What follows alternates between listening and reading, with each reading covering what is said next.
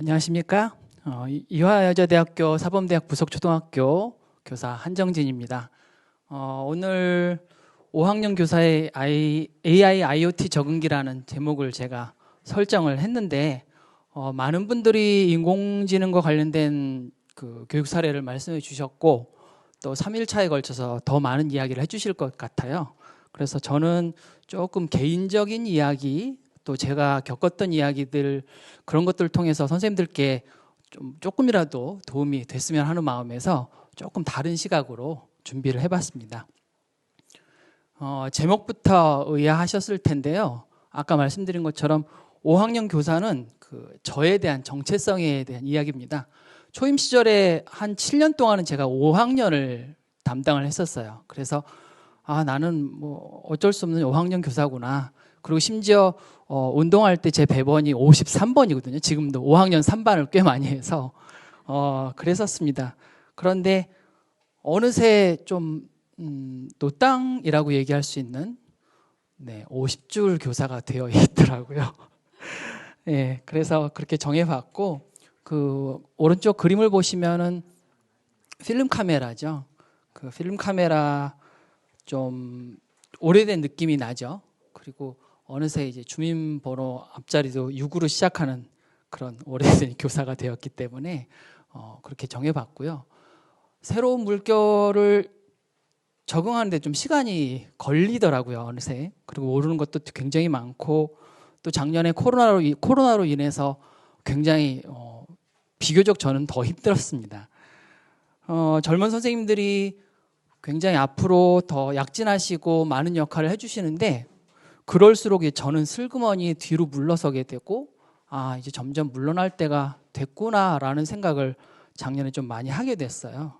그래서 슬슬 은퇴를 구상해야 되나 이제 그런 생각도 하게 되고 그러면서 새로운 것들에 대해서 좀 이렇게 뒤로 물러나게 되고 그런 모습을 좀 봤습니다. 도망가게 되더라고요. 그런데 올해 학교 연구를 주로 담당해야 하는 보직을 맡게 되면서 이제 공부를 시작하는 그런 5학년 교사가 되어버렸습니다. 그런 5학년 교사가 오늘 제목은 AI, IoT로 잡았지만 IoT에 관계된 이야기를 조금 더 많이 드리려고 합니다. 그래서 그 고생했던 이야기들 또 조금 도움이 될 수 있는 이야기들 그런 것들 적응기를 말씀드리려고 하는데요. 들으시면서 고구마 몇 개 드실 분도 계실 것 같고 또 같은 입장에 계신 분들은 같은 공감을 하실 수 있는 시간이 되었으면 좋겠습니다. 최근 들어서 학교 현장은 너무너무나 많이 이렇게 변하고 있습니다. 그동안 소프트웨어 교육하느라 정말 힘들었었고 또 금세 AI가 들어왔었고 또 덤으로 IoT까지 이렇게 스물스물 들어오게 되었죠. 현장에서는 아직도 선생님들끼리 그런 이야기가 오갈 수 있을 것 같아요. 이거 소프트웨어 교육 아닌가? 이건 AI 교육 아니야? 이렇게 명확히 구분 지을 수 없는 상황임에도 불구하고 학교 안에서는 좀 홍역을 계속 치르고 있는 상황인데 점점 이제 또 다가오는 어두운 그림자가 있습니다. 그게 무엇일까요? 네 글자. 아까 앞에서도 말씀해 주셨지만 메타버스가 되겠죠. 네. 또 저 메타버스를 또 잘못 저희가 받아들여가지고 BUS에서 버스로 이렇게 생각해 본 적도 있었던 것 같습니다. 어린이들이 가끔 질문을 합니다. 선생님, 리모컨도 IoT인가요? 아닌 것 같은데. 블루투스는요? 그런가? 네, 그런 좀 문제에 봉착하게 되죠. 알아가기라고는 썼지만 알기도 전에 이미 IoT 사물 인터넷은 생활 속에 깊숙이 들어와 버렸습니다. 스마트워치 이런 것들은 또 뭐 수면 습관이나 그런 운동 습관 이런 것들을 체크해서 데이터로 저장해주고 있고 또 인공지능 스피커 가정에서 굉장히 요즘 많이 활용하고 계실 텐데요. 그리고 자동차 원격 제어 시스템으로 원격 시동을 걸어서 출근하기도 하고 또 블랙박스도 IoT가 이제 적용되고 있다고 합니다. 그렇다면 학교에 IoT를 적용해야 한다면 교육이 먼저일까, 시설 또는 시스템이 먼저일까 그런 고민을 좀 하게 됩니다. 다음은 노르웨이의 레마 1000이라는 유통회사에서 만든 영상이라고 하는데요. 잠시 보고 가겠습니다.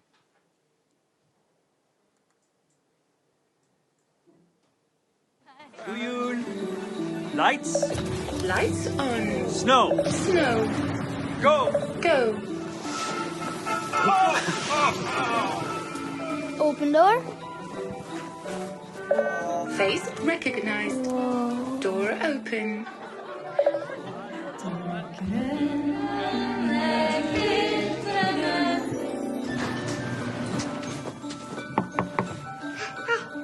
Ho, fyrt med snarare. Face not recognized. Ho, så där. Face not recognized. Vad har hänt, mamma? Error. An error. Face not recognized. Fyrt med snarare! Hej Miriam, går det bra? Ja. Oho. Too many attempts. System locked. Snow.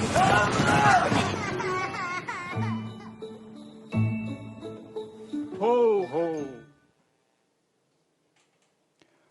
약간 과장된 면이 있지만 IoT는 어떻게 개발되고 적용되어야 하는지 그런 이야기를 하는 영상이었다고 생각이 듭니다. 저 회사에서 이야기하듯이 단순한 것이 가장 좋은 것이다. 그런 그 메시지는 우리 미래에서도 늘 새겨야 하는 문구가 아닐까 생각해 봅니다. 오늘은 크게 두 가지 이야기를 드리려고 합니다. 한 가지는 환경 만들기이고요. 그리고 또 하나는 IoT가 적용된 그런 활용된 사례를 좀 말씀드리려고 합니다. 환경 안에서도 스마트팜, 인공지능 로봇, 스마트홈 시스템 이런 것들을 좀 구성을 해봤는데요. 처음에 스마트팜으로 접근을 하게 되었습니다. 개인적인 이야기가 좀 나올 텐데요. 인터넷 검색에서 첫 검색을 했을 때 나오는 것이 이 스마트팜 키트입니다. 아두이노 기반으로 간단한 센서들이 조합되어 있는 키트인데요. 저걸 접근했던 생각을 해보면 정말 제가 좀 많이 모르는 그런 시기가 아니었나 생각이 듭니다. 원했던 것은 자동화가 적용된 것이었는데 복잡한 배선을 극복하고 이렇게 나중에 보니까 결국은 통신 기능이 빠져 있는 그런 키트였더라고요. 예. 그리고 나중에는 또 통신 모듈이 또 적용될 수 있다는 것도 그것도 또 아주 나중에 알게 되었고요. 네. 다음에는 이제 유튜브에서 알게 된 스마트팜 키트인데요. AR에서 상태를 보여주고 또 AR을 통해서 조작도 가능한 그런 키트였습니다.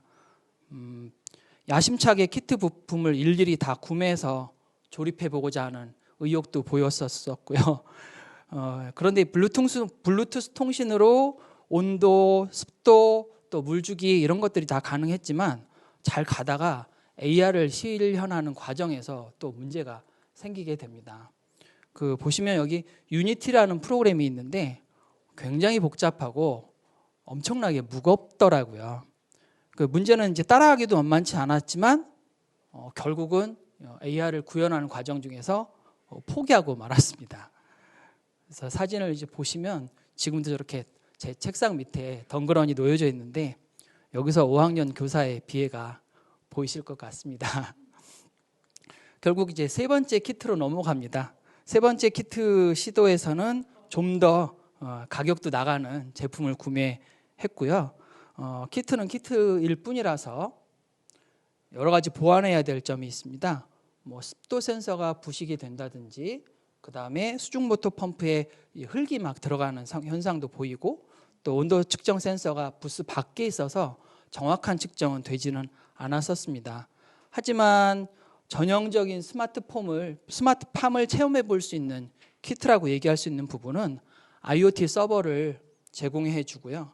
측정 값을 실시간 휴대폰에 전송해서 펜도 돌려주고 LED도 껐다 켰다 해주고 식물에게 알맞은 환경을 만들어주는 키트였습니다.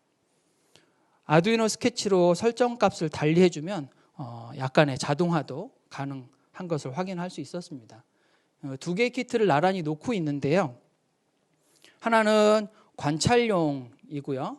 또 하나는 이제 체험용입니다.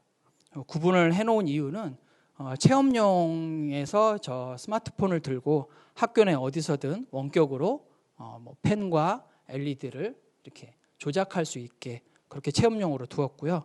왼쪽의 작은 화분은 대조군으로 스마트 환경이 아닌 상태에서는 어떻게 클 수 있는지 예상해 보도록 하기 위해서 저렇게 한번 놔봤습니다.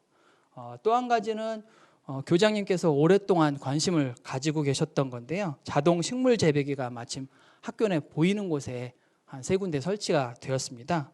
그래서 스마트 재배기는 통신 기능은 없습니다. 그래서 진정한 의미로 말한다면 IoT라고 말하기는 좀 어렵지만 센싱 기술이 아주 발달되어 있는 센싱 기술이 적용이 되어 있기 때문에 키트에 비해서 훨씬 잘 자라는 모습을 볼 수 있었습니다. 그래서 비교군으로 설정을 했는데도 키트가 무색해지는, 고생을 해서 키트는 만들었는데 오히려 저게 들어오고 나서 주인공이 바뀌는 그런 모습이 보였었습니다. 다음은 이제 인공지능 로봇에 대한 이야기인데요.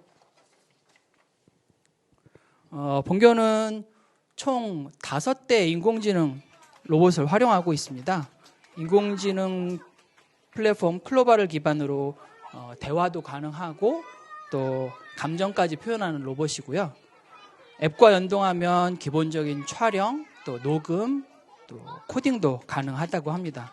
저희는 아직 체험 수준이긴 한데 기기 가격이 비싸서 추가 구매 계획은 이제 좀 더 잘 세워봐야 될 것 같습니다. 그 3일차에 이문초등학교에서 로봇을 활용하셔서 좋은 시도를 하셨더라고요. 그래서 꼭 이렇게 보시기를 권해드립니다. 그리고 세 번째는 이제 스마트 홈 시스템을 만들어 보았습니다. 흥미를 유발하고 간단한 원리를 이해하기 위해서 학교에 스마트 홈 시스템으로 간단한 체험 공간을 만들어 보았거든요. 저는 이제 안드로이드에 익숙해 있어서 구글로 접근을 해보았고, 과학 선생님께서는 애플에 익숙해지셔서 애플 기반으로 만들어 보았습니다. 구성은 구글 스피커에 구글 스피커와 아이패드, 그리고 거기에 스마트 스위치, 또 스마트 전구, 선풍기 등을 연결해서 구성을 해 보았습니다. 그런데 진행되는 과정에 또 어려움이 있었죠. 저는 이제 넘어야 할 산, 넘게 되는 산이라고 표현을 했는데 아주 미련하게 고생했던 그런 기억들이 생생합니다.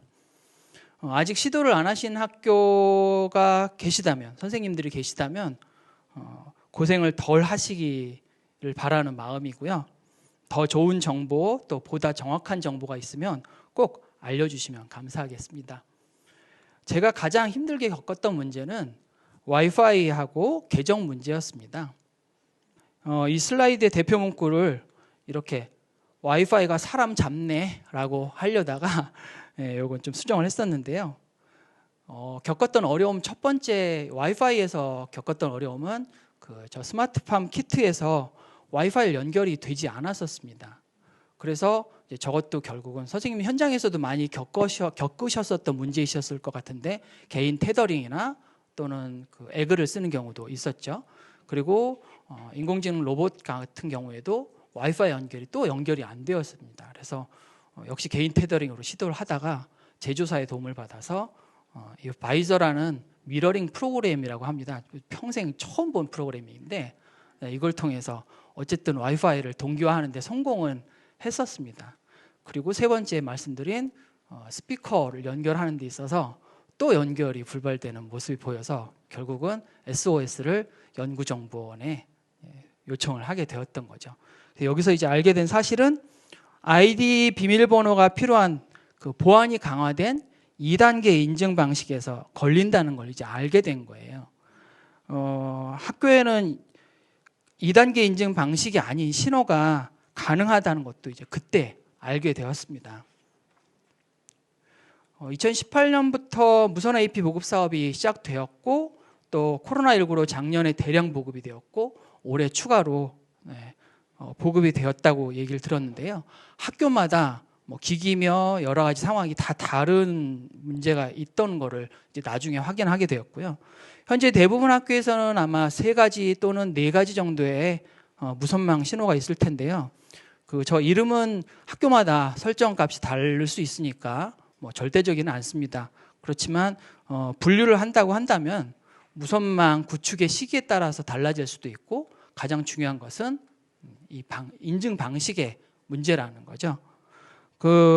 올해 AP가 많이 보급된 학교들은 비밀번호만 입력하면 되는 말하자면 1단계 인증 방식이라고 할까요? 그런 것들을 쓰고 계실 텐데, 혹시 아직도 2단계 인증 방식 신호만 쓰고 계신 학교가 있다면 빨리 연구정보원에 전화를 하시면 도움을 주실 수 있을 것 같습니다. 그리고 이마저도 확정된 정책은 아니라고 합니다. 보안 정책상 2단계 인증의 신호는 유지를 해야 되고 그 신호를 사용하는 게 맞다고 말씀을 하십니다. 그런데 이제 연구를 위해서 또 어린이들의 학습을 위해서 그런 신호를 지금 주고 계시다는 말씀을 하셨고요. 현장에서는 교구가 점점 많아지고 시스템도 이제 좀 더 이렇게 접근이 쉬워져야 되는데, 보안 유지도 되고 또 쉬운 접속이 되는 이 2마리 토끼를 잡을 수 있는 그런 방법이 빨리 나오기를 고대해 봅니다.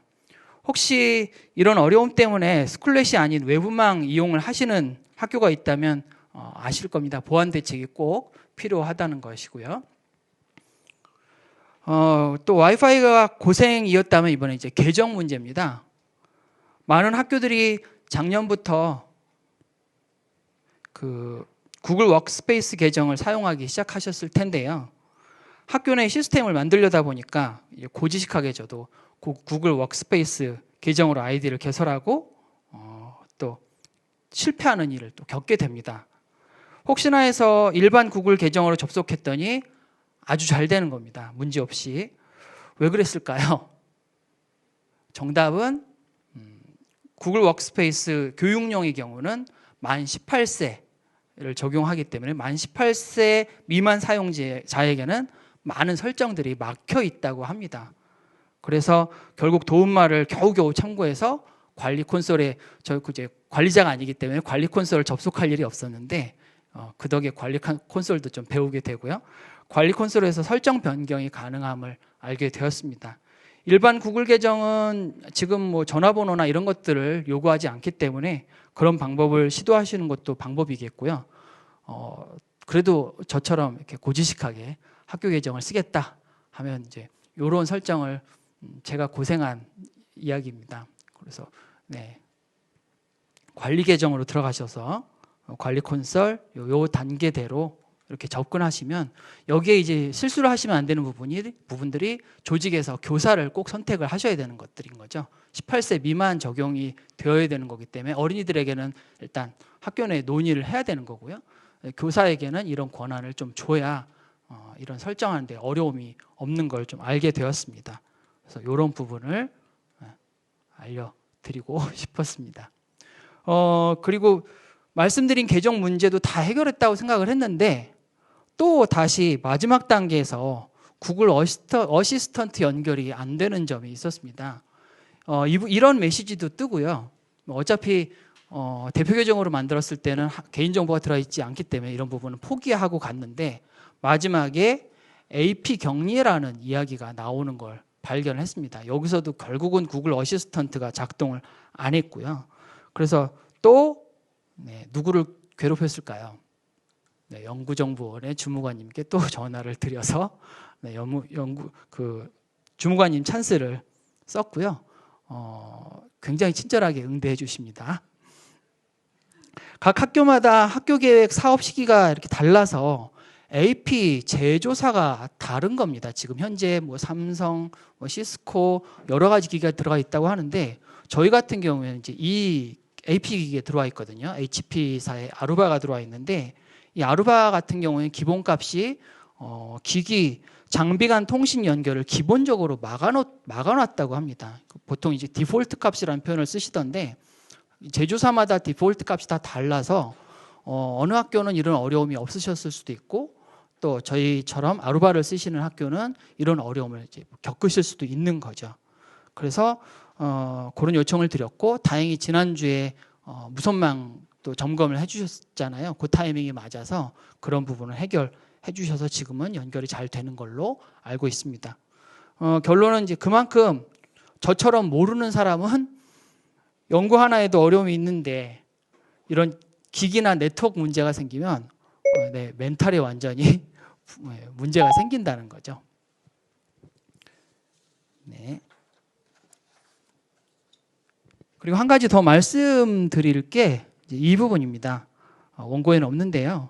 학교 내 또는 가정 내 홈 시스템을 구축을 하겠다라는 계획이 있으시다면 반드시 플랫폼을 먼저 선택을 하셔야 된다는 결론을 얻게 됩니다. 플랫폼을 선정을 하지 않게 되면은 이런 문제를 겪게 된다는 거죠. 기기마다 다른 어플을 다 설치해야 되고 또 상황이 달라지거나 또는 스마트폰이든 어떤 그 스마트 기기가 달라지게 되면 모든 로그인을 다시 해야 되고 그런 문제가 발생한다는 거죠. 그리고 기기끼리 호환이 되지도 않고 그런 문제도 있고요. 굉장히 폐쇄적인 기기도 있다고 합니다.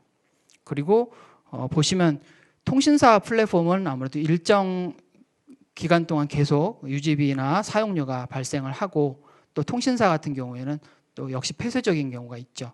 그래서 그런 경우를 생각하셔서 아무래도 본인에게 익숙한 운영체제를 생각하셔서 선택하시면 되겠는데 시행착오를 줄이고 또 시간적 비용적 소모를 줄이고자 한다면 플랫폼 선택 주변에 있는 저런 아이콘을 보시면 저런 것들이 현재 가장 많이 쓰고 있는 플랫폼이라고 하거든요. 근데 플랫폼 선택의 기준은 이런 것들이 되겠습니다. 그 완벽한 플랫폼은 아직은 없다고 보시면 되고요. 가정이든 학교든 아니면 사용자에 맞는 플랫폼을 선택하시면 되겠습니다.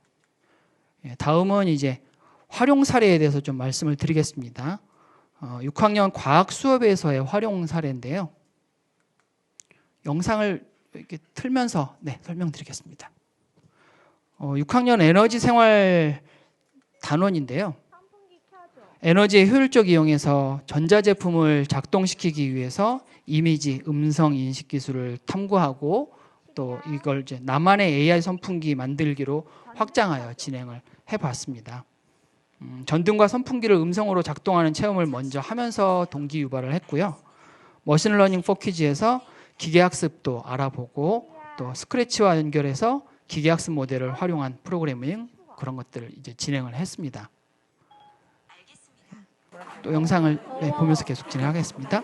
더 나아가서 스크래치의 그 확장 모드에서 레고 위드 2.0을 연결해서 선풍기와 전등 모형을 어린이들이 각자 다양하게 자유롭게 제작을 했고요. 프로그래밍이 다양하게 구동될 수 있도록 활동을 구성해 봤습니다. AI, IoT에 활용되는 음성 인식 기술을 이해하고 또 실생활에 확장할 수 있는 그런 시간이 되었다라고 얘기할 수 있을 것 같고요. 어린이들이 보통은 신기함과 그런 편리함에 이제 흥미를 갖고 시작을 하지만 에너지의 효율적인 이용 이 포인트를 잊지 않아야 되는 수업이라는 생각이 들었었습니다. 다음은 4학년 창체 수업 시간의 사례입니다. 영상을 계속 보면서 말씀드리겠습니다.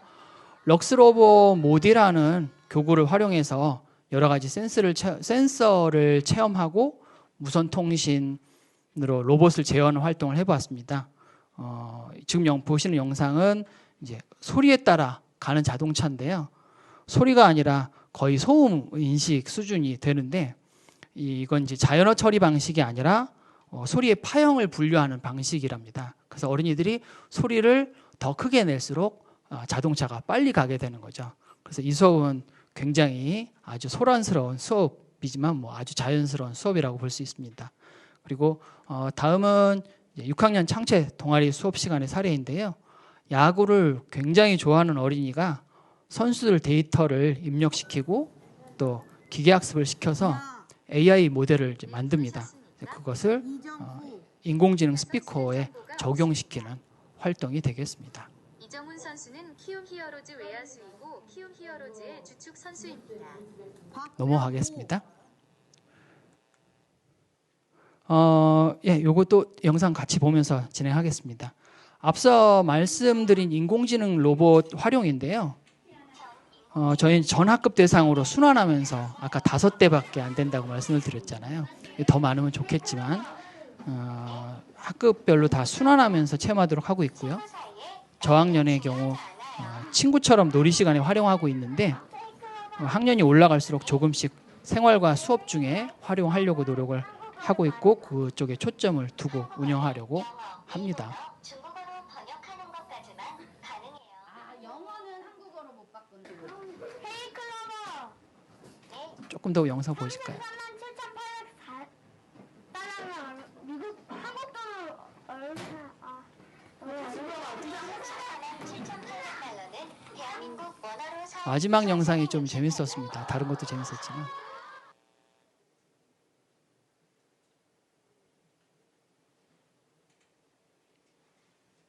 네. 영은 넘어가고요. 다음은 체험활동 공간 구성인데요. 관련 지식이 부족해서 대대적으로 구성하지는 못했습니다. 앞서 말씀드린 것처럼 구글 홈을 기반으로 스피커와 등, 선풍기 등을 이제 조작할 수 있고 스마트팜 키트도 저기에 놓아서 IoT에 대한 이해를 돕고자 했습니다. 네. 요 이제 보드를 보시면 강아지가 혼자 있을 때 어떤 도움을 줄 수 있을지 또 AI와 IoT의 관계에 대해서 나름 좀 이야기를 해보고 싶었고요.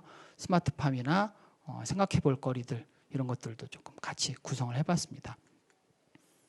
영상을 보시면서 가겠습니다.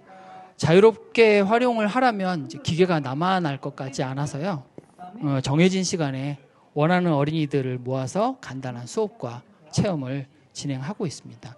어느 정도 분위기가 안정되면 자연스럽게 조작할 수 있도록 하면 좋겠고요. 신기함으로 시작해서 적극적인 관심과 고민으로 발전하면 더욱 좋겠다는 생각이 듭니다.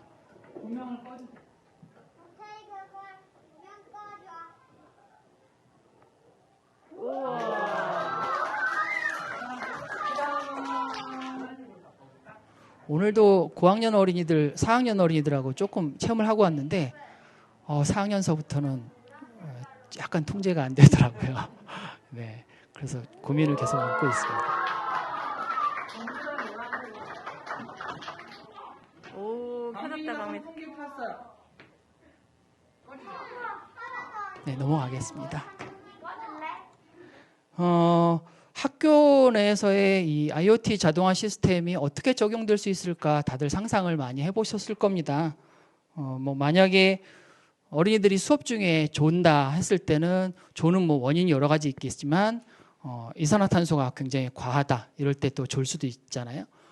그런 환경이 미리 오지 않도록 센서가 측정을 다 해줘서 미리 창문을 개방해 준다든지 공기청정기 모드를 이렇게 바꿔준다든지 하면서 공기질을 향상시켜 줄 수도 있겠죠.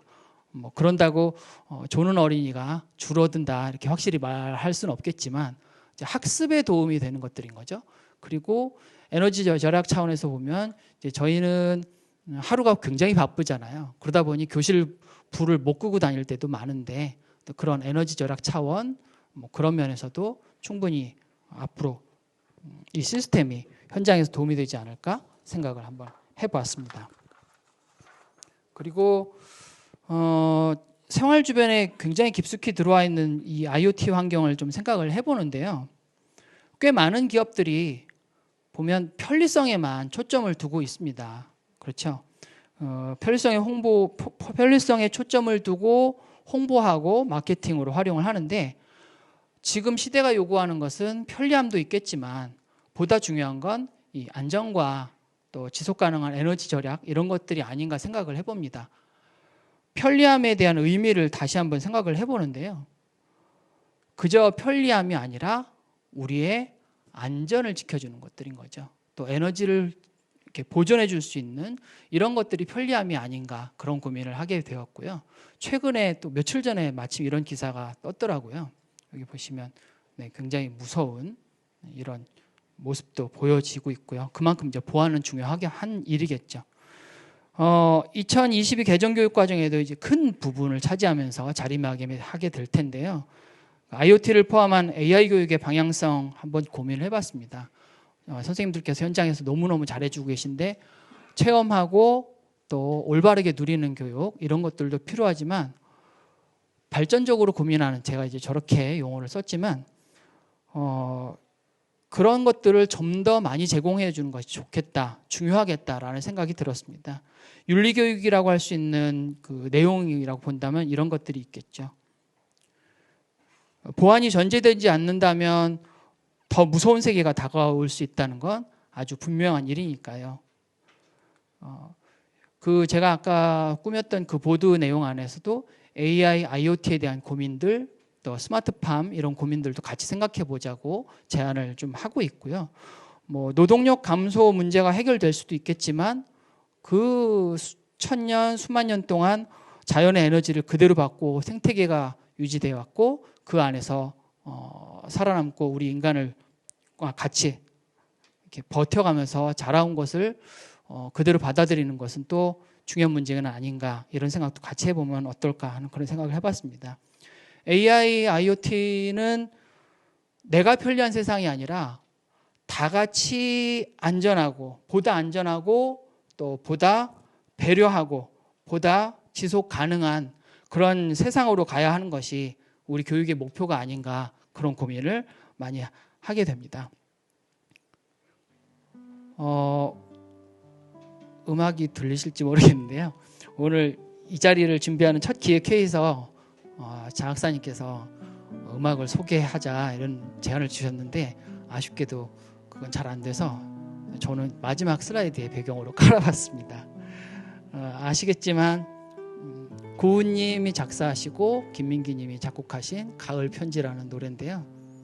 오늘 12월 첫날인데 또 마침 날이 추워져서 지난 가을을 좀 잡아보고 싶어서 이렇게 준비를 해봤습니다. 어린이들이 정말 어린이들에게 제대로 된 교육을 하려면 교사도 어느 정도 알아야 되는데 그렇지 않은 상태에서 수업을 하면 얼마나 답답했을지 또 답답한지 그런 기억들도 좀 있고요. 모든 것이 이렇게 빨리 변할 때 굉장히 부담스러운 것도 사실입니다. 보직 때문에 공부를 늦게 시작했고 또 여전히 모르는 게 많고 또 발표를 준비하면서도 알게 된 것들이 굉장히 많았고 또 제가 오늘 드린 말씀 중에 정말 오류투성이일지도 모르겠어요. 그래서 걱정도 많이 되는데 오래된 필름 사진기의 그 특징이 있죠. 올해 마지막이라서 말이 꼬이는 것 같습니다. 그 감성이 있고 또 오랫동안 기다려야 하는 그런 그 미학이 있죠. 그 연식이 돼가지만 그런 식으로 좀 여전히 자리매김할 수 있지는 않을까. 그동안 많이 도망갔었고 도망가지 못하고 이 자리에 서 있지만 그런 모습으로 좀 남아있고 싶다는 그런 생각도 하게 됩니다. 여전히 두렵고요. 또 개인 성향차가 있겠지만 교사가 아니었다면 이 변화하는 세상을 우리가 과연 얼만큼 또 적극적으로 알려고 했고 또 대비하려고 했을까. 교사이기 때문에 그래도 이런 일을 감당하고 있지 않을까 그런 또 생각을 하게 됩니다. 뒤편에 물러나 계신 분들이 있다면 저의 그 적응기를 보시면서 함께 화이팅 하셨으면 좋겠습니다. 이만 마치겠습니다. 네. 한정식 선생님 정말 감사드리고요. 누구보다 아이들을 생각하는 마음이나 지금 이렇게 발표를 해주실 때 정말 진심으로 말씀해 주시는 거에 좀 감동을 받았습니다. 네, 감사드립니다. 자, 우여곡절 끝에 얻은 이런 귀한 정보 정말 감사드려요. 네. 도움이 많이 되셔야 되는데 네. 이미 알고 계신 정보 또 잘못된 정보가 정보가 아닐까 걱정도 많이 됩니다. 네, 아닙니다. 선생님께 또 질문 사항 있으신 분 계신가요? 네, 제가 마이크 넘겨드리도록 할게요. 네, 선생님이 IoT라는 낯설고 가지 않은 길을 직접 이렇게 개척해 주시고 이제 그 과정에서 시행착오를 거치시면서 여러 가지 꿀팁 주셔서 감사합니다.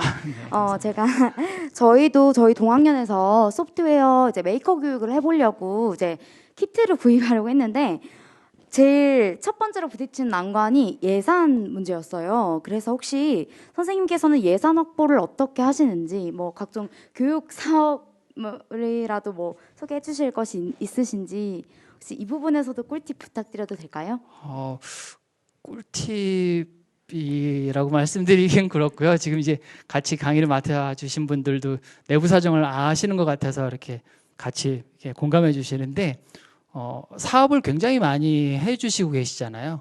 그래서 그 사업에 적극적으로 특히 젊은 선생님들 의욕이 굉장히 많으신 걸로 알고 있는데 그게 가장 급선무가 아닐까 생각이 듭니다. 지금 정해진 학교 예산에서 교구는 점점 비싸지고, 아까 모디를 잠깐 소개해드렸는데 실은 저희 IoT 시범 학교가 되지 않았으면 모디 사기 어려웠을 겁니다, 아마. 네. 그리고 AR 선도 학교도 같이 겸하고 있어서 그나마 예산을 좀 많이 이렇게 배려해 주셔서 그 안에서 좀 활용을 하고 있는데, 뭐 교장 선생님께서도 관심이 많으시니까 선생님들께서 적극적으로 의지를 표현하시면 예산 편성을 많이 해주시지 않을까.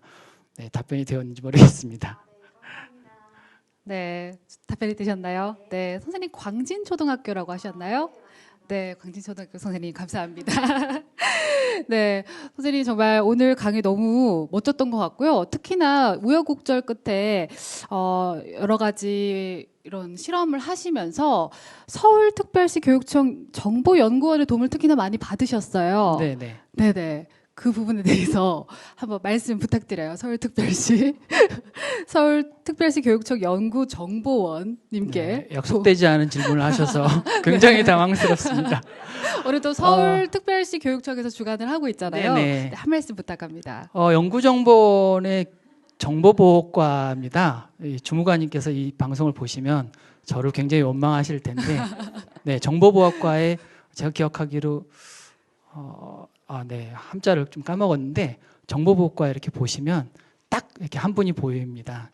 전화를 드리면 굉장히 친절하고 자세하게 응대를 해주십니다. 네, 정보보호과입니다. 네, 정보보호과 정말 감사드립니다. 네, 그럼 선생님, 네, 감사드리고요. 자리로 이동해 주시길 바랍니다. 여러분 다시 한번 큰 박수 부탁드려요.